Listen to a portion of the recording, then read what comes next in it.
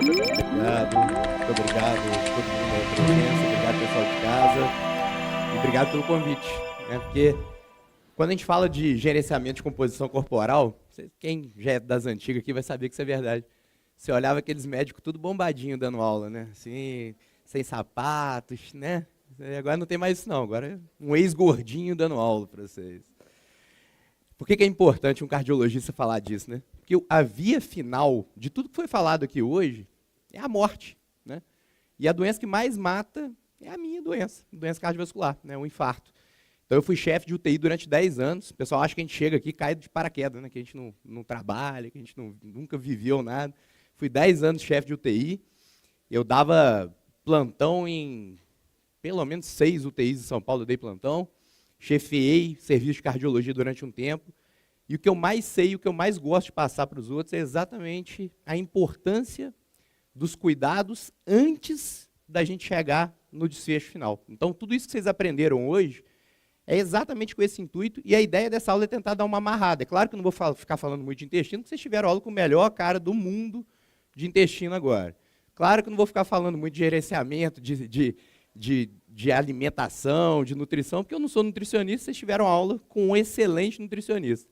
Mas a ideia aqui é tentar dar esse geralzão para vocês. Então, primeira coisa que é importante, né, vocês sabem, mas a obesidade é a verdadeira pandemia, né? A gente vive uma pandemia, e a pandemia que a gente vive é da obesidade, e não é de hoje, é há muito tempo, né?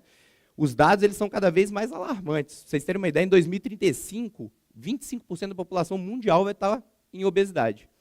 Isso é surreal. E se a gente pegar dado do Brasil, a obesidade dobrou de 2006 a 2021. Então, já estamos caminhando para lá do problema. E se a gente for pegar excesso de peso, ou seja, sobrepeso, mais da metade da população brasileira já está em sobrepeso.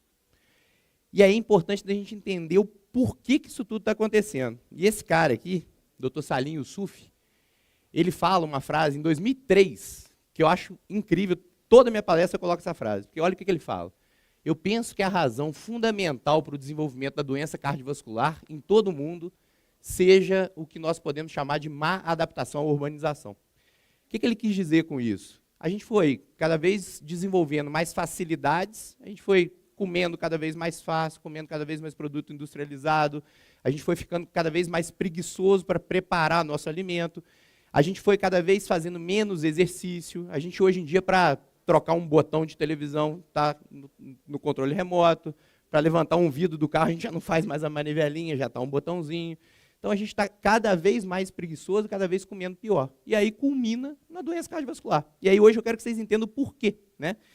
E aí eu quero começar com um conceito que o Tanuri falou na aula dele, que é esse conceito aqui, que é o mais difícil que tem, da obesidade sarcopênica. Porque o que acontece? O pico de massa magra, ele vai ocorrer entre 20 e 35 anos de idade. Depois de 35 anos de idade, é super normal você entrar já num processo de perda de massa muscular. E esse processo ele vai ser acelerado com a medida que a gente vai envelhecendo. Mulher, principalmente depois da menopausa, e homem, principalmente a partir de 65, 70 anos de idade.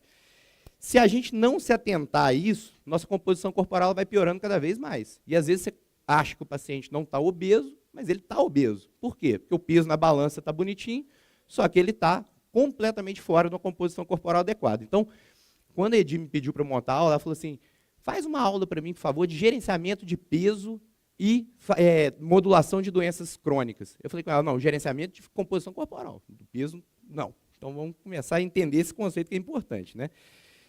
O que acontece? Esse mecanismo todo de redistribuição, né, de aumento de gordura, ele vai culminar exatamente no que o Murilo mostrou, aumento da gordura visceral, principalmente esteatose hepática.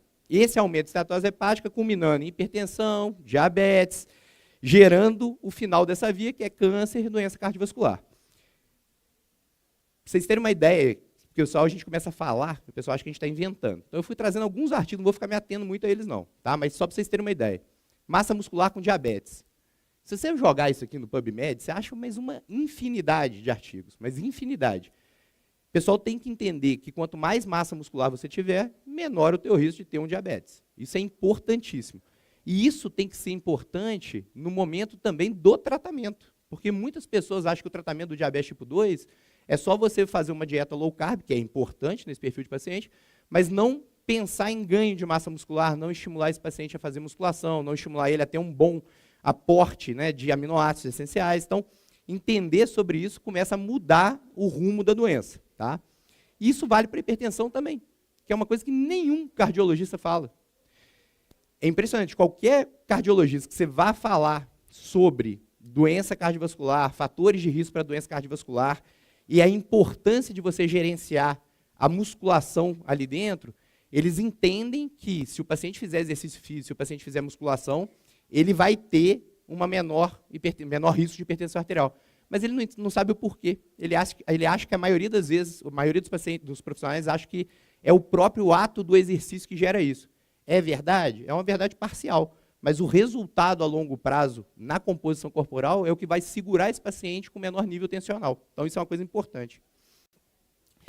E aí, quando a gente está no consultório, né, você pega esses pacientes assim, ó, ou assim, você vai escutar o coração dele, é muito claro o impacto da obesidade na doença cardiovascular. Né? Você pega um paciente desse e fala, ó, isso aqui vai infartar. Olha ali, barriguinha de chope, isso aqui é certeza que vai infartar. Ah, aqui vai morrer de infarto, se não morrer de infarto, vai morrer de câncer. Agora, e se você pegar o obeso sarcopênico? Pega uma mulher, 45, 50 anos de idade, pesando 60 quilos, 1,57 m. Aí você olha a composição corporal dela, ela tem um percentual de gordura de 34%. Qual que é a chance dessa mulher ter um desfecho cardiovascular? Isso é importante da gente entender. Então, apesar da sarcopenia ser um processo fisiológico, né, que a gente sabe que no idoso isso vai acontecer, a gente sabe que muitos jovens estão tendo queda precocemente no desempenho de força devido à má alimentação e inatividade física. Isso é a verdadeira pandemia hoje, cara. Para pensar, vocês são, a maioria nutre. Chega no consultório de vocês, quem que come bem hoje em dia? É a coisa mais difícil que tem. Assim, você parece ter que remar, falar o que é comida, para entender o que é comida. Os caras não sabem nem o que é macronutriente, a importância de injeção de proteína, não sabe nada, nada. O papel do médico nesse cenário não é mudar ou pegar o que o nutricionista faz, é alertar. É o que eu faço no meu consultório. O que eu faço? Eu falo, olha, cara, você está totalmente errado. Você não faz exercício físico, você não tem um educador físico para modular a tua musculação, para ser o teu personal. Você tem que ter um nutricionista para calcular macro e micronutrientes para você, o horário de entrar cada uma das refeições, para você poder ter algum resultado. Porque se você chega aqui para mim, eu falo isso direto no consultório, se você chega aqui para mim e acha que eu vou fazer o que todo médico faz, é a coisa mais fácil do mundo. Eu chego e falo assim, então beleza, então você está com obesidade sarcopênica, então eu vou te passar aqui uma coisinha aqui para você poder dar uma melhorada, vou te dar um remedinho para melhorar a tua resistência insulínica, um glifagezinho à noite, né, que todo médico faz isso. Ah, eu vou te dar sei lá, tá com um colesterol um pouquinho alterado, vou te dar uma estatina aqui da vida para acabar com a tua vida. Então, acaba que você fica meio, né, refém daquilo ali. Ah, tá com a pressão alta, toma um remedinho para pressão e acabou. Esse é o tratamento padrão hoje, infelizmente, da maioria da medicina. E o que a gente tem que enxergar é que a gente precisa mudar isso, a gente precisa mudar esse cenário. Olha aqui, Penélope, 62 quilos nessa foto, 62 quilos nessa foto. Olha a diferença. É muito claro. Aqui ela estava numa obesidade sarcopênica, aqui ela está com a composição corporal muito melhor. Só que aí vem o problema da balança. Porque se você pega na balança, não, está com 62 quilos, não mudou nada. Como que você tem que avaliar isso? Você tem que avaliar isso de uma forma muito mais profissional. Vocês, no consultório, vocês têm acesso à dobra cutânea. Eu, se fosse nutri, eu ia aprender demais dobra cutânea. Porque, assim, para mim, é o melhor método assim, de aferição de percentual de gordura que existe.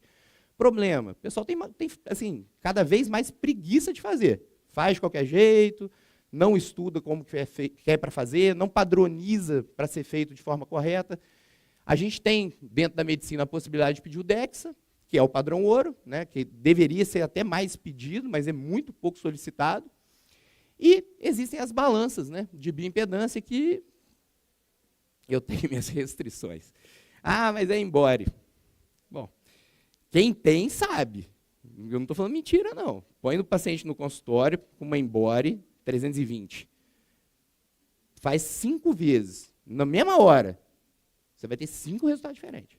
5 resultados diferentes. E às vezes, assim, completamente diferente. Aí chega o paciente depois e fala assim, mas por que está dando um gráfico diferente aqui para mim? Está assim, assim, assim, assim, assim. O que você responde?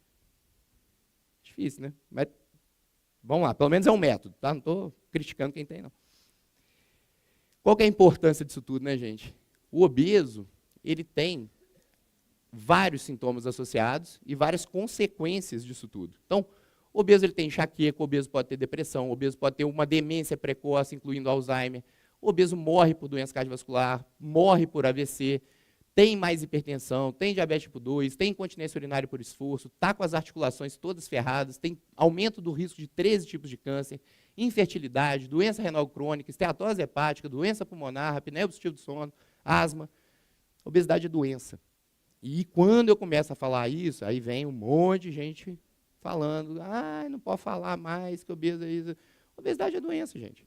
E independente disso tudo aqui, obesidade é fator de risco independente para a morte. A gente sabe que hoje em dia a pessoa que é obesa, independente de ter algum desses fatores associados, ela tem o maior risco de morrer. E quem fala isso não sou eu, são os estudos, olha aqui. Ó. E isso daqui obesidade versus risco de morte medido por IMC, que a gente já sabe que tem as limitações absurdas do negócio. Se você pegar dentro dessa curva, entre 20 e, vamos botar 28, você estaria no menor risco de morte. Se você tem, obviamente, um risco, uma desnutrição, um IMC muito baixo, você tem um risco aumentado de morte, mas a partir de 30, olha o que acontece. Exponencialmente aumenta o teu risco de morte. Então, a gente tem que entender isso tudo aqui. E a composição corporal tem relação diretamente com tudo isso. Então, se você pesquisar artigos científicos, você vai encontrar que ele está associado, uma queda, né, de uma baixa massa muscular, está associado com todas as causas de mortalidade e com câncer. Você tem estudo mostrando que deficiência de massa muscular aumenta o risco de mortalidade por doenças cardiovasculares. E você tem estudo mostrando que se você mudar a composição corporal, você melhora o risco cardiovascular desses pacientes. Então, é óbvio que o cardiologista, é óbvio que o médico deveria cada vez mais se aprofundar dentro desse assunto para entender mais sobre isso. E aí eu carinhosamente apelidei isso tudo aqui dos 4 cavaleiros do Apocalipse. Por quê? Porque eu não consegui juntar isso tudo de um jeito, eu falei, tem que ter alguma coisa para enfeitar. Então, o que é os 4 cavaleiros do Apocalipse? Tá? O vermelhão aqui, inflamação. O verdinho, estresse oxidativo. O branquinho é a glicação. E o pretinho é a hiperhomocisteinemia. Então, vamos passar por cada um deles para a gente entender e como eles estão aqui nessa figura, eles andam junto. Não é uma coisinha isolada da outra, eu vou tentar explicar isso meio isolado, mas a ideia é entender que isso aqui anda junto. E aí, antes de a gente começar a entender, eu gosto de começar explicando o que a gente precisa, na base, fazer. A base é isso aqui. Pilares da medicina do estilo de vida. E a base central, para mim, é a nutrição. Eu falo, não é porque a maioria é nutricionista aqui para puxar, nem é porque o dia é do nutricionista também não. É porque, para mim, é verdade mesmo. Então, a base da medicina do estilo de vida passa pela nutrição. O Tanuri, hoje ele falou da questão da transinterdisciplinaridade. Isso é um conceito muito verdadeiro, eu acredito demais nisso. E eu tento exercer isso o tempo todo. Porque esse camarada aqui não é papel do médico. Não é papel do médico. É papel do médico entender, explicar. Agora, receitar dieta, eu, sinceramente, não concordo. Tá? Atividade física, não é papel do médico. O papel do médico aqui é orientar, explicar, e o educador físico prescrever e guiar a atividade física. Saúde mental, a não ser que você seja um psiquiatra, o papel é do psicólogo ou do profissional adequado para tratar isso daqui. Qualidade de sono, espiritualidade, isso tudo está envolvido dentro desse estilo de vida saudável, que seria uma base para você poder começar a melhorar a saúde do seu paciente. O que eu quero dizer com isso aqui? Que antes de você pensar em qual suplemento usar, você tem que ajeitar isso aqui. E hoje em dia, até os profissionais estão cada vez com mais pressa nisso. Assim, o paciente chega na ânsia de querer resolver um problema e ele já quer entender qual o suplemento que ele tem que tomar. Mas, cara, ele nem mexeu em nada disso daqui. O que vai adiantar ele tomar o suplemento, o Guardian, comendo Bagmager, igual ele falou, igual o Murilo fala? Pô, não adianta nada. Então, assim, tem que entender primeiro o que fazer com esse conceito para depois começar a evoluir dentro dos suplementos. E a importância, né, de começar a entender, eu não vou falar de intestino com inflamação, porque não é a base da minha aula, mas, obviamente, tudo está ligado ao intestino, vocês viram ali na aula anterior. Agora, vamos pegar esse conceito de tecido muscular como órgão endócrino, metabólico. Tá? O tecido muscular, ele produz as miocinas. Miocinas são substâncias secretadas pelo músculo para poder antagonizar, neutralizar os efeitos pró-inflamatórios das adipocinas. Então aqui, ó, a gente coloca o yin yang para entender, né, que o músculo ele vai estar lutando, secretando essas miocinas e as suas células de gordura vão estar lá secretando as adipocinas pró-inflamatórias. Então, uma das maneiras que a gente tem de combater o primeiro cavaleiro do Apocalipse é justamente melhorando a composição corporal. Porque se a gente melhorar a composição corporal, a gente está aumentando a produção de miocina e diminuindo a produção de adipocinas inflamatórias. É claro que esse conceito isoladamente vai resolver? Não, porque a hora que você começar a trabalhar isso daqui, nutrir esse paciente melhor, você vai melhorar a microbiota intestinal, você vai melhorar, obviamente, os quadros de leaky gut, de desbiose, e vão o todo ir melhorando. Esse conceito de inflamação subclínica sistêmica crônica é um dos conceitos que eu mais tento enfiar na cabeça dos cardiologistas. Por quê? O cardiologista, infelizmente, foi criado e guiado para encontrar o problema como se fosse uma placa de gordura grudando na parede do vaso e tem que limpar essa placa de gordura. Os leigos também pensam assim. A maioria dos pacientes que vão no meu consultório com aterosclerose, eles falam assim, doutor, grudou essa placa aqui, como é que eu vou tirar? Aí eu falo, cara, você não vai tirar nunca. Aí ele fala, mas não sai? Eu falei, não. Então solta, né? Eu falei, não, também não solta, não. Está ali dentro. O que acontece? A placa de ateroma, ela não se forma na parede do vaso. Ela se forma dentro da parede do vaso. Então, eu gosto de fazer uma brincadeira para o paciente entender, que é assim, acabei de comer uma comida. O prato está cheio de gordura em cima. Se eu passar um detergente, eu limpo aquela gordura todinha. Se fosse fácil assim, já teriam desenvolvido o detergente para limpar a gordura da artéria. É a coisa mais fácil do mundo.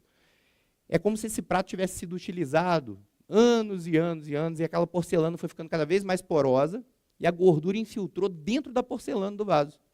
E você pode passar o que você quiser, que aquela marca de gordura fica lá. Então, a ideia da aterosclerose é exatamente essa. Existe, igual existe ali as tight junctions no intestino, existem as células endoteliais que elas ficam juntinhas também.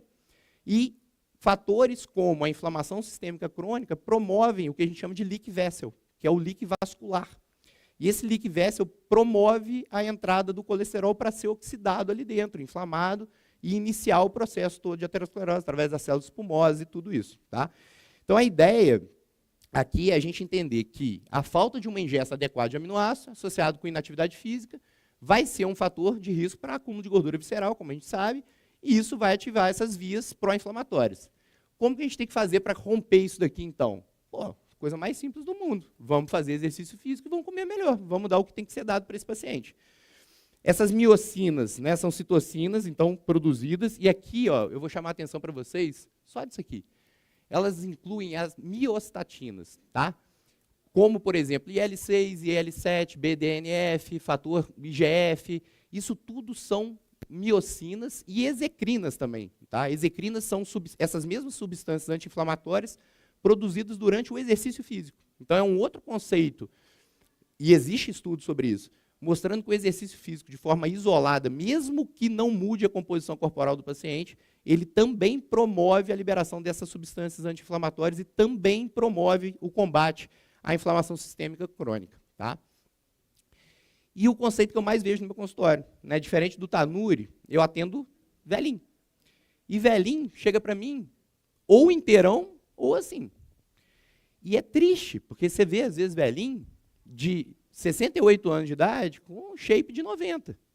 E isso dentro da UTI, eu trabalhei muito tempo em UTI, dentro da UTI a gente falava, cara, esse paciente não tem carcaça para aguentar, é o termo médico, tá? Não tem carcaça para aguentar uma cirurgia cardíaca. Por quê? Ele já chega tão debilitado, tão sem massa muscular, que ele vai para um procedimento muito inflamatório e ele acaba tendo um desfecho negativo. Então, uma das formas de a gente trabalhar esse paciente que vai precisar se submeter a algum tratamento que seja, tá, mais invasivo e mais extenso, é justamente você trabalhar esse conceito do idoso frágil. Então, o idoso frágil é aquele que ele tem uma síndrome de fragilidade, onde o risco de queda e fratura é maior e essa inabilidade física começa a trazer limitações para ele. Ou seja, ele começa a não conseguir fazer as mesmas coisas que ele fazia antigamente. Ele não consegue mais ir comprar o pão dele, o jornal dele. Ele começa a ficar limitado. E essa limitação traz uma série de problemas para ele, inclusive do aspecto cognitivo. Ele para de se sentir útil, ele quer cada vez menos viver. E o idoso é assim, quem lida com o idoso no consultório sabe, perdeu a vontade de viver, ele vai morrer. Você pode fazer o que você quiser, mas se ele perder a vontade de viver, ele vai morrer. Então, essa obesidade sarcopênica seria essa via congruente desses dois processos muito comuns hoje em dia, que é a obesidade crescente e o envelhecimento inativo. Tá? O tratamento dessa condição ela vai envolver uma dieta de déficit calórico, porém hiperproteica. Então, a gente tem que pensar em, inicialmente, talvez, diminuir a quantidade de caloria, óbvio que vai depender de cada caso, e trazer uma boa fonte de proteína para poder sempre manter, associado com exercício de força, resistido, ou aeróbico anaeróbico. Tá? Além disso, cuidar do estilo de vida o mais precocemente possível, que é o que a gente fala hoje em dia o tempo todo. Para quê? Para você reduzir essa sarcopenia fisiológica, preservando a quantidade de músculo. Esse é o conceito que a gente fala o tempo todo de banco de músculo. Né? Não sei se vocês já viram falar, o pessoal falando o tempo todo. De você construir a tua musculatura durante a tua idade boa, para depois você ir perdendo, mas perdendo mais lentamente o possível, para você manter essa massa muscular lá na frente, que seria um banco de músculo. Né? E aí vem a questão da ingesta proteica. Tá? E aí eu, obviamente, vou falar do amino para vocês. Então, a gente não acha, né, aminoácido livre na natureza, a gente vai encontrar isso em proteína alimentar. A gente sabe que tem alguns estudos conflitantes dentro dessa área, mas dentro da nutrição, para manter massa muscular seria algo em torno de 1 grama por quilo por dia, e para você ganhar massa muscular seria algo em torno de 1,5 a 2,5 gramas por quilo por dia de proteína. Só que, olha só, a raça humana ela só precisa ingerir aminoácido essencial. E se você ofertar de 6 a 20 gramas de aminoácido essencial por porção, ou seja, por refeição, você estaria chegando no índice já satisfatório. E aí a gente tem que começar a entender sobre isso. Por quê? Além da quantidade de proteína, a qualidade dessa proteína vai fazer diferença. Quando a gente fala de qualidade de proteína, a gente está falando de proteínas que vão ter uma boa absorção, uma boa biodisponibilidade, uma boa velocidade de absorção. E isso vai fazer toda a diferença no aproveitamento das proteínas para a síntese proteica. Então, se você não tiver os aminoácidos necessários na hora certa, na quantidade certa, para poder promover esse estímulo para a síntese proteica, você não vai conseguir ter. E aí entra muito no que o Tanuri deu na aula dele, sobre as vias energéticas e tudo. E esse conceito do NNU, ele não falou. Aliás, ninguém falou hoje. NNU é exatamente o conceito para a gente poder avaliar a eficácia da proteína. Tá? Como que a gente vai fazer isso? A gente escolhe proteínas de alto valor biológico, que vão conter os aminoácidos essenciais para atender à necessidade do corpo humano. Só que independente do teu objetivo, se é ganhar ou manter vitalidade e tudo, a estratégia é importante. E isso daqui a gente tem que entender, porque olha só, o ovo, ele tem de NNU 48%. Ou seja, você só vai aproveitar desses aminoácidos do ovo 48%. Carne de gado, peixe, ave, 32%. E quando a gente pega um amino da vida, um bom blend de aminoácidos, você tem um NNU de 99%, ou seja, você aproveita todo aquele aminoácido. Então, isso daqui é uma baita diferença. Inclusive, hoje, quando o Tanuri falou, eu não prescrevo mais whey, é baseado nesse conceito do NNU, que o whey tem um NNU em torno de 20%, 25%, dependendo dos wheys que a gente tem no mercado. Somente aminoácidos essenciais são necessários para você melhorar a tua síntese proteica em pacientes agudos. Ou seja, quando a gente fala de paciente em pós-operatório, se a gente começar a pensar em repor esses aminoácidos essenciais na hora certa, a gente estaria trazendo um benefício muito legal de síntese proteica para eles.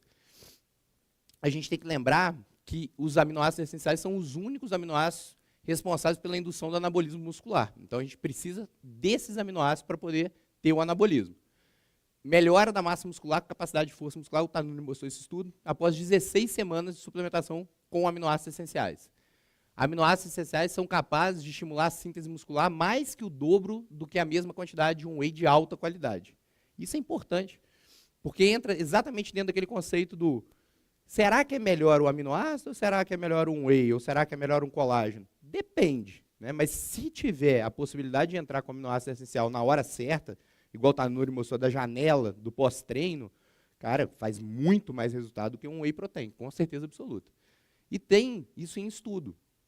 Todo mundo pergunta isso, né? Fala assim, uma dose de aminoácido equivale a quanto de whey, que equivale a quanto de proteína alimentar? 10 gramas de aminoácido equivale a 20 gramas de um whey protein de ótima qualidade, que equivaleriam a 30 gramas de proteína da dieta, que seria mais ou menos 100 gramas, né, de uma proteína alimentada, uma carne, alguma coisa nesse sentido. Então, a gente pode falar que 10 gramas de aminoácido seria um bifinho, né, de 100 gramas. Tá? Então, problema e solução. À medida que a gente envelhece, enfrentamos o desafio da perda de massa muscular, que pode atingir mais de 30% de perda até os 70 anos de idade. Essa questão está ligada à adequada obtenção de proteína. Tá?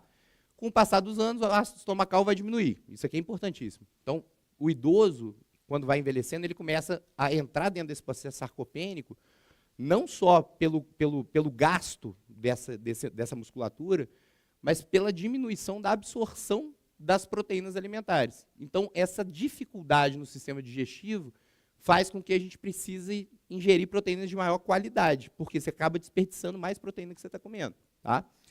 E a capacidade de digerir essas proteínas animais vai variar, obviamente, de acordo com condições clínicas, como hipocloridria, distúrbios, desequilíbrios intestinais. E isso vai trazer alguma consequência para você, e o ideal seria você trazer mais valor biológico dentro da proteína ali. O amino vem como essa solução no mercado. Hoje em dia, agora, já com essa novidade da gente não ter mais poliol associado, eu quero provar o sabor, não provei ainda. Eu quero provar, quero ver. E aí, os benefícios, né? Exatamente o alto índice de aproveitamento, que é o NNU, a fácil digestibilidade, que vai facilitar principalmente no paciente idoso, é palatável, não tem ingrediente de origem animal, então o vegano pode utilizar, não tem açúcar, não tem glúten, não tem lactose, não tem corante artificial, é um suporte de aminoácido na proporção adequada, e isso é muito importante. Porque o pessoal, eu já vi o pessoal perguntar isso, não sei se acontece isso com vocês. O pessoal pergunta assim, posso misturar o amino com whey? Ou posso misturar o amino com colágeno? Cara, ele não foi feito para isso. O aminoácido essencial, ele foi feito para ser absorvido separado. Então, o ideal é que você jogue ele dentro de um vale, ou ali no meio da manhã, ou no meio da tarde, para ele poder ser completamente absorvido. Então, o ideal é não ter associação com nenhum tipo de whey, colágeno, nem nada disso. Tá? Ele vai auxiliar na recuperação e manutenção de massa muscular, melhora da força e de resistência. Tá? Aqui aquelas indicações que o Tanuri já mostrou para vocês. E o segundo cavaleiro do Apocalipse, que é a hiperhomocisteinemia, né? Vocês estudam bem esse ciclo, deveriam estudar cada vez mais esse ciclo, porque isso aqui é importantíssimo para a nossa saúde. Cardiologista não estuda isso, médico não estuda isso. Nem sabe. Tá? O que acontece? Proteína animal vai gerar lá a metionina, ela vai entrar dentro do ciclo de um carbono, no final desse ciclo vai ter a homocisteína. Tá? Se a homocisteína começa a acumular no teu corpo, duas coisas. Primeiro, vai aumentar o risco de eventos cardiovasculares, vai aumentar o risco de mortalidade geral, vai aumentar o risco de câncer. Por quê? É um marcador inflamatório, mas, além disso, a homocisteína é um produto autooxidante. Então, ela aumenta também o estresse oxidativo. Então, ela vai estar ligada também com o terceiro cavaleiro do Apocalipse. Se você tem uma dislipidemia, então, se você tem um colesterol alto, com uma qualidade ruim, você tendo uma hiperhomocisteinemia associada, ela oxida esse colesterol. Então, ela participa da oxidação, a peroxidação lipídica. Então, é super importante você entender se esse colesterol tem uma qualidade boa ou não, e se ele está sofrendo oxidação ou não. E um dos grandes agentes pró-oxidantes do colesterol é justamente o excesso de homocisteína. Então, para você entender isso, por que está aumentando essa homocisteína, você tem que entender do ciclo da metilação. Se você tem os cofatores adequados, folato, B12, B9, B6, betaína, trimetilglicina e os outros, né, zinco, cobre e tudo, você tem uma menor tendência a acúmulo de homocisteína. Então, peguei um paciente que está com homocisteína aumentada, você tem duas possibilidades.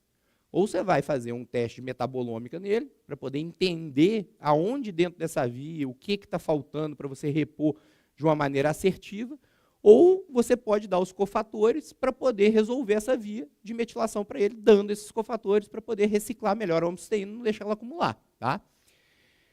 Só para vocês terem uma ideia de mortalidade, porque todo mundo fica falando isso, ninguém mostra. Só para vocês terem uma ideia. Ó, homocisteína menor que 9, põe como normal. Tá? Entre 9 e 15, a mortalidade já começa a aumentar o risco em 1,9, mas ainda sem nenhuma significância estatística. Tá? Entre 15 e 20, aumenta mais ainda, já beirando significância estatística.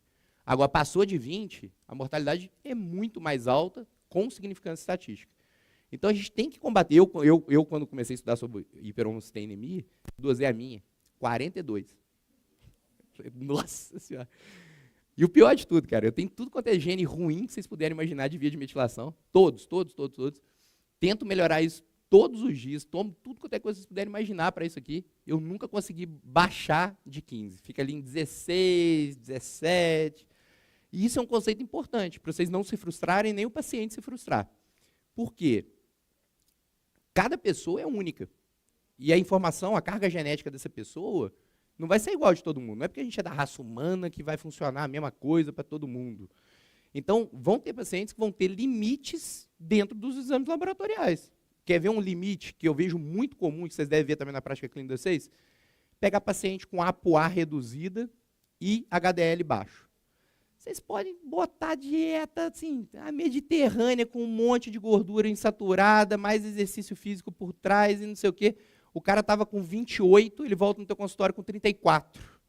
Aí você se frustra, ele se frustra. Mas você tem que pensar assim, cara, pô, de 28 para 34, eu aumentei 20, 25% desse HDL dele, dessa ApoA dele. É o limite genético dele. E vão ter pessoas que vão ter HDL de 90, 95, com uma ApoA de 200, 220. Oh, maravilha, essa pessoa tem uma proteção cardiovascular muito maior. É por isso que algumas pessoas fazendo a mesma coisa que outras pessoas, umas morrem de infarto e outras não morrem. O pessoal fala assim, meu avô fumou até os 95 anos de idade e não infartou. Parabéns, seu avô, tinha uma genética para não morrer fumando. Agora, pega uma pessoa que tem maior propensão a estresse oxidativo e fuma, vai morrer com 35 anos. E eu cansei de pegar paciente na UTI, infartando com 34, 35, 38, secundária cigarro, secundária outros fatores de risco. Então, a gente tem que entender dessa individualidade. Todo mundo acha que é a mesma coisa para todo mundo. Tá? E aí, olha só, é engraçado porque isso daqui está publicado na American Heart Association, que é o principal órgão de cardiologia dos Estados Unidos. E se você fala com um cardiologista que você dosou a homocisteína do paciente, ele fala assim, para quê? Não serve para nada, não sei nem para que está dosando isso. Serve muito. Ó. Esse estudo aqui foi feito com pacientes diabéticos, diabético insulino dependente e não insulino dependente. O não insulino dependente teve um aumento de mortalidade de quase 3 vezes quando ele tinha hiperhomocisteinemia associada. Então, existe sim esse conceito e a gente precisa combater. Tá? Olha só para você ter uma ideia disso aqui. Eu trouxe para você correlacionar com obesidade. Sarcopênica também. Esse estudo, eles pegaram para poder fazer uma correlação entre a hiperhomocisteinemia e a obesidade com baixa massa muscular. E teve uma tendência positiva em todos eles. Quando a homocisteinemia era mais alta, ela foi independentemente associada a menor massa muscular e ela foi independentemente associada a maior obesidade. Então, a hiperhomocisteinemia estava fortemente associada com a existência de obesidade e baixa massa muscular do que qualquer condição isolada na população adulta. Então, dosar homocisteína tem muita importância, principalmente no paciente obeso, porque é um cavaleiro do apocalipse. Né? E aí, tem um outro conceito, que ninguém também fala. Olha aqui. Hiperhomocisteína associada com disfunção mitocondrial, que é a causadora da obesidade, na verdade, no final dessa história. Vocês viram na aula do Tanuri ele explicando exatamente sobre isso, da via da beta-oxidação final. A homocisteína acumulada em níveis elevados invade as mitocôndrias, causa disfunção e compromete a produção de energia. Eu puxei a sardinha para o meu lado pelo coração. Alguns estudos sugerem a disfunção mitocondrial pode ser um fator de risco independente para doenças cardiovasculares e a melhoria da função mitocondrial pode ter efeitos benéficos no tratamento dessa doença. Aí entra um conceito lá de trás, não sei se vocês já ouviram falar da solução Sinatra, né? A solução Sinatra nada mais é do que você poder melhorar a função mitocondrial do paciente. E aí você fala de solução Sinatra, o pessoal fala assim, mas não funciona para nada.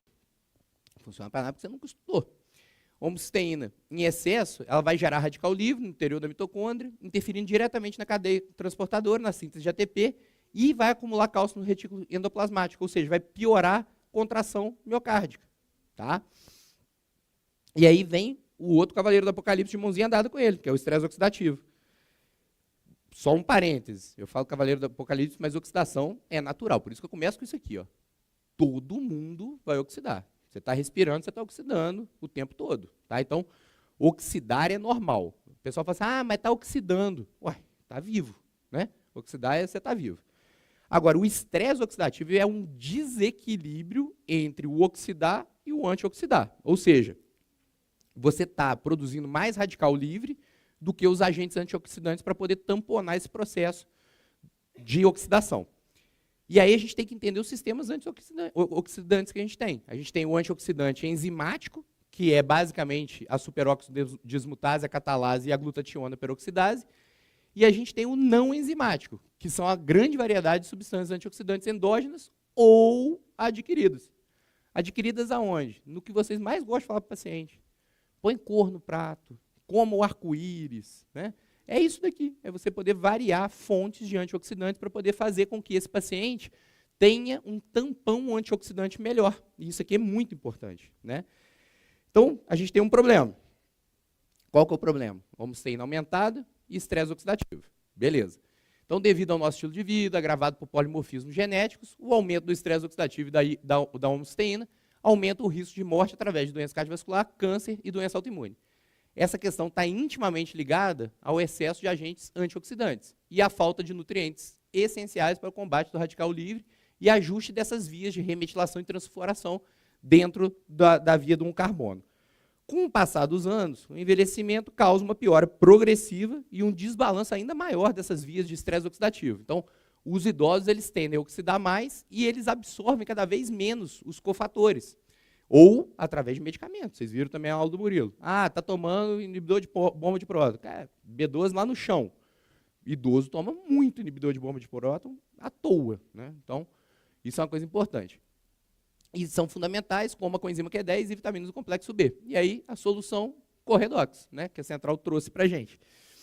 Corredox é um suplemento capaz de melhorar as vias todas ali. Então, ela está totalmente associada com a hiperhomocisteinemia, né, o combate à hiperhomocisteinemia, e como um doador desses radicais antioxidantes para o nosso corpo. Para vocês terem uma ideia, olha só.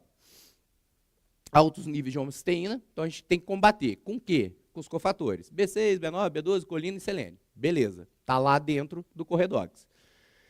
Se você não corrigir isso, dano endotelial, estresse oxidativo. Opa, quero tamponar esse estresse oxidativo. Cara, resveratrol, coenzima Q10, astaxantina, B12, B1. Estamos lá no suportezinho. Isso vai gerar inflamação, que vai culminar na placa de ateroma. Só que essa inflamação, a gente viu que piora a função mitocondrial junto com alto nível de homocisteína. Então, a gente pode melhorar a função mitocondrial dando os cofatores necessários para melhorar essa função mitocondrial, como coenzima Q10, vitamina D, B1, B2, B3, magnésio, carnitina, enfim. A gente tem como agir nisso tudo, tá? Mas lembrando, a base é medicina do estilo de vida. A gente tem que lembrar disso o tempo todo, tá? E por último, a gente tem a glicação. Né? Glicação é quando você tem glicose livre em excesso, passa na reação de Maillard, vai ter os produtos de Amadori, ou seja, um monte de produto de glicação avançada. Esses produtos de glicação avançada, eles são extremamente danosos ao endotélio vascular e são extremamente pró-oxidantes. Esses AGEs, eles vão induzir a oxidação do lipídio, encostando nele, vai induzir a oxidação dos aminoácidos que ficam no endotélio vascular, aumentando o eros. Vai culminar na translocação do fator nuclear NF-κB, então vai ativar toda aquela cascata de inflamação ligada a NF-κB, aumentando a produção de citocina inflamatória, gerando disfunção endotelial e rigidez arterial. Por isso que o paciente obeso, que glica demais, eles têm mais hipertensão. Por quê? A função endotelial está toda estragada, o endotélio está muito mais rígido, A sobrecarga mesmo da obesidade, da gordura sobre a artéria também impacta diretamente na resistência vascular e a gordura visceral impactando diretamente na inflamação subclínica crônica. Então, esse paciente ele tem um combo perfeito para ficar hipertenso. Aí, em vez de corrigir tudo isso, o que você faz? Toma hidroclorotiazida, toma clortalidona, toma enalapril, toma captopril, toma losartana, toma não sei o quê. Para o médico é muito mais fácil. É muito mais fácil. Quem pega o problema maior são vocês. Então, é entender tudo isso para poder o quê? Desprescrever. A coisa que eu mais gosto de fazer no consultório, cara, é pegar um idoso que chega lá para mim assim, Túlio, eu estou tomando 3 antihipertensivos, glifagem, comecei a usar uma glifosina agora, uma dapaglifosina, uso aspirina, aí machuca meu estômago, eu tomo prazol e estou usando um anti-inflamatório porque minha articulação está toda ferrada. Ou seja, ele está tomando um monte de coisa que, no final da história, se você conseguir ajustar, eu também não saio tirando tudo igual maluco, não, mas se você entender tudo isso, propor um plano de tratamento para o paciente, e ele pegar esse plano de tratamento e falar, cara, eu vou dar o meu melhor. Mas é impressionante, cara. O idoso, mesmo o idoso que eu estou falando assim, 80, 85 anos de idade, ele consegue se livrar de medicamento. E ao fazer isso, ele começa a enxergar que ele ainda pode ser saudável. E aí ele começa a ter muito mais vontade de viver e muito mais tesão pela vida. Porque, imagina, você está lá com 80 anos de idade tomando 7 remédios. Passa no médico, começa a conversar contigo, você entender que você está acima do peso, que você não tem músculo, que você precisa fazer exercício, compra essa briga. A hora que você começa a ver no espelho, começa a melhorar a tua composição corporal, você começa a tomar menos remédios, você começa a ter uma relação melhor com a tua esposa, com a tua família, com a tua vida, e aquilo começa a entrar num ciclo de saúde. E ele começa a enxergar que ele pode voltar para esse ciclo de saúde, que ele não está chegando no final da vida dele. E que ele estava, na verdade, era num ciclo de doença muito precoce. E o pessoal acha que hoje em dia, com 80 anos de idade, é muito velho. Cara, se vocês virem, a maioria dos pacientes que eu tenho com mais de 80 anos, os caras estão muito bem, cara. Meu avô tem 93. Meu avô tem 93 ganhando massa muscular. Essa história é legal. Meu avô, e ele está ganhando massa muscular, o Amino está ajudando. O meu avô, cara, ele teve Covid grave na época da Covid, no início da Covid, quando estava aquela cepa mais pesada. Ele ficou em UTI um mês e pouquinho. Ele entrou na UTI com 70 quilos e saiu com 54. E ele saiu com uma testosterona sérica de 78. Cara, estava no lixo, assim, lixo. Ele ia morrer. Cara, repus testosterona para eles, botei ele num programa de reabilitação, botamos para fazer exercício físico, começamos a dar proteína de alta digestibilidade para ele, não sei o quê. Passamos com a nutricionista, mostrou um cardápio, meu avô come pra caramba. O cara começou a comer bem pra caramba, não sei o quê. Hoje, meu avô está com 72 quilos, mais forte do que ele estava antes do Covid. Ele melhorou a composição corporal, é impressionante o resultado. Por que eu estou falando isso? Porque o pessoal tem mania de achar que com 90 anos de idade não tem jeito de ganhar massa muscular. Tem jeito sim, todo mundo consegue ganhar massa muscular independente da idade. Desde que você faça o certo. Isso é importante. E aí vem um conceito que eu gosto de trazer para vocês, da diferença da medicina tradicional para a medicina funcional integrativa. Porque o que acontece? Essa figura aqui, ela é muito clássica dentro das aulas de cardiologia e dentro das aulas de endocrinologia, que é a ideia do iceberg na síndrome metabólica. Não sei se vocês já ouviram falar disso. Síndrome metabólica era um conceito, isso é engraçado. Eu formei em 2008. Eu estava no final da faculdade, 2006, 2007, bombava de congresso sobre síndrome metabólica. Mas bombava, assim, mas era um atrás do outro. Congresso de síndrome metabólica. Hoje em dia ninguém mais fala de síndrome metabólica. É impressionante, parece que não existe mais. Só piorou, mas ninguém mais fala. E o conceito de síndrome metabólico para medicina tradicional, para cardiologia e para endocrinologia, é isso aqui, ó.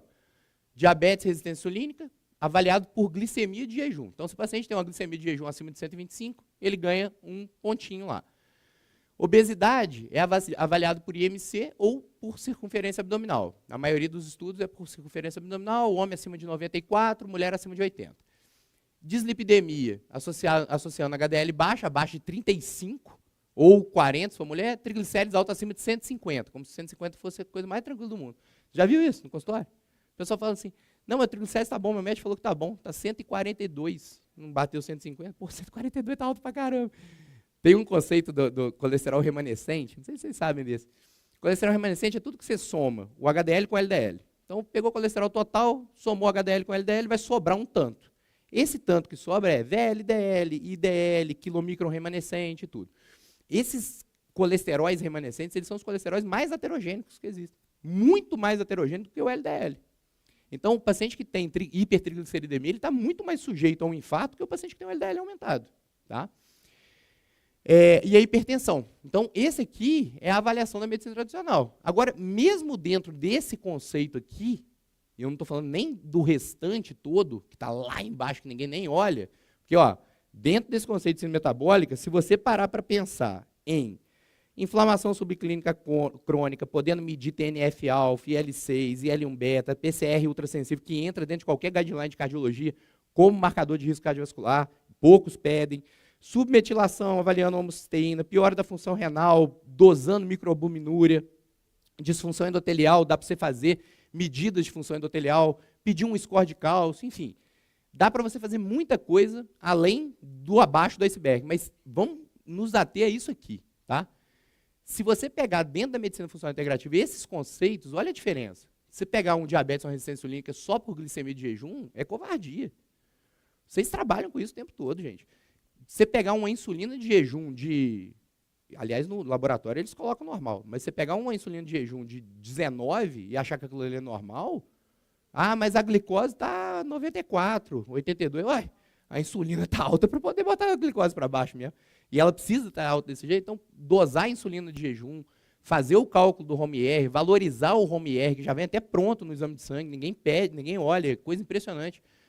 Ou, se você quiser aprofundar isso mais um pouco, na hora que você for fazer a curva glicêmica, pedir uma curva insulino-glicêmica, ir dosando a insulina junto com a glicemia, para poder ver picos mesmo de insulina, a velocidade que cai a insulina, você consegue diagnosticar essa resistência insulínica muito antes disso aqui, mas muito antes.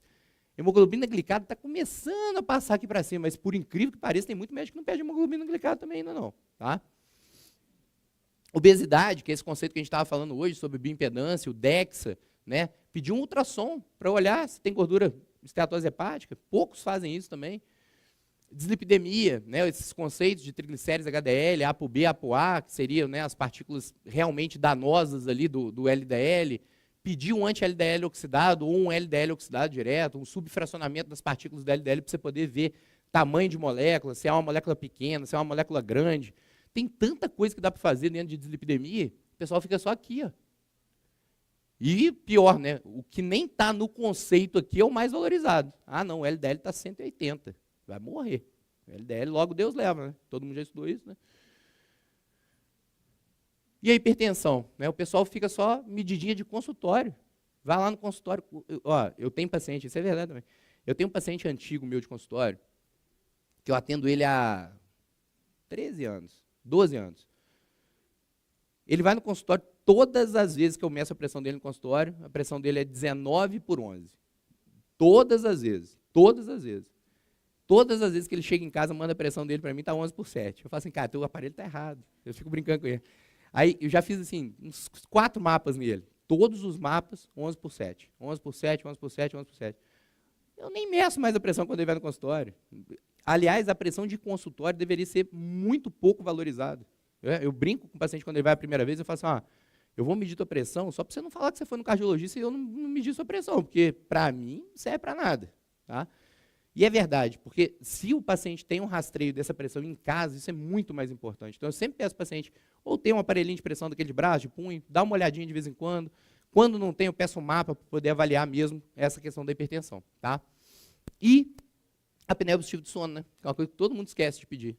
Pega aqueles pacientes obesos, com aquele pescoção, você sabe que ele tem apneia obstrutiva do sono, o cara não tem energia para nada, disposição para nada no dia seguinte, pressão está alta, ninguém olha, ninguém pede uma polissonografia para poder avaliar. Então, a gente tem que ir muito mais a fundo dentro desse conceito de síndrome metabólica e não só ficar na superfície, para a gente poder realmente pegar precocemente esse paciente e começar a tratar esse paciente.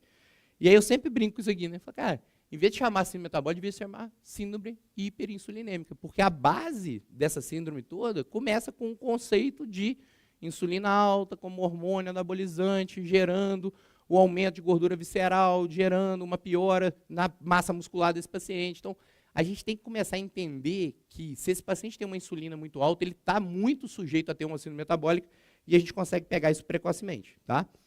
Problema, então, população nossa cada vez se alimenta pior, produto industrializado, alimento rico em carboidrato simples e refinado, cada vez menos exercício físico, relacionado à síndrome metabólica e uma base de gordura visceral, induzindo a resistência insulínica.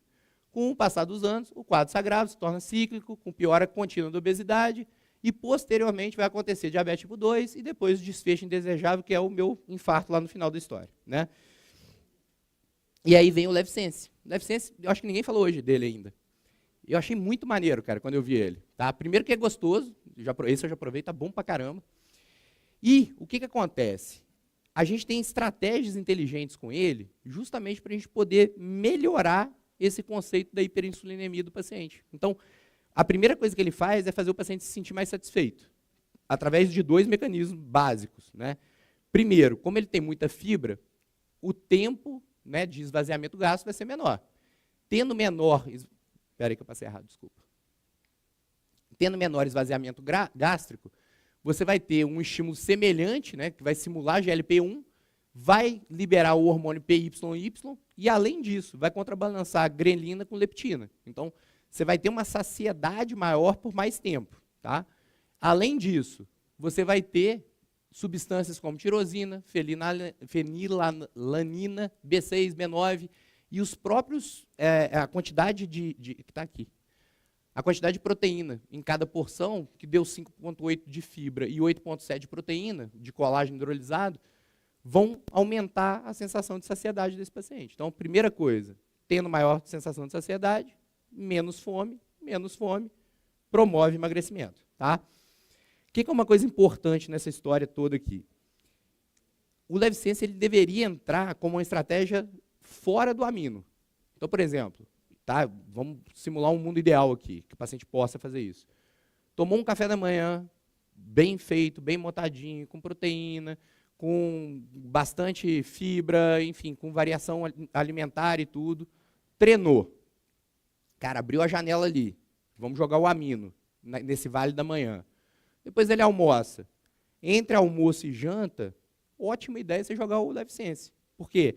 Já é um intervalo maior, você vai ter uma maior quantidade de um outro aporte proteico ali junto, vai ter fibra, vai diminuir essa sensação de fome dele, e ele vai conseguir ter uma escolha alimentar no final do dia melhor, porque uma das coisas que mais acontece, né? O paciente chega no final do dia e come o pé da geladeira. Ah, cheguei em casa, comi nada, trabalhei a tarde inteira, dei vontade de comer o pé da geladeira.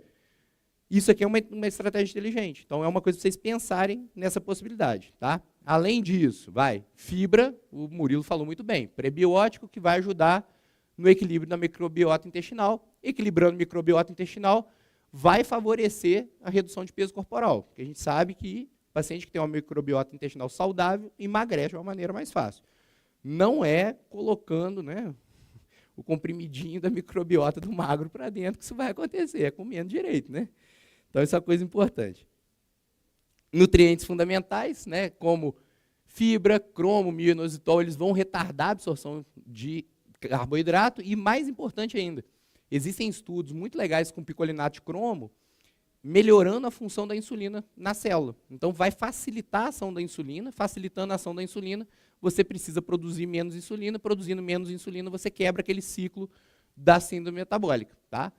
E o ácido clorogênico, o zinco, o selênio e o iodeto de potássio, eles vão aumentar o metabolismo basal, acelerando a termogênese e facilitando a queima de caloria. Então, ele age em múltiplas vias. Por isso que eu achei muito inteligente esse suplemento. Tá?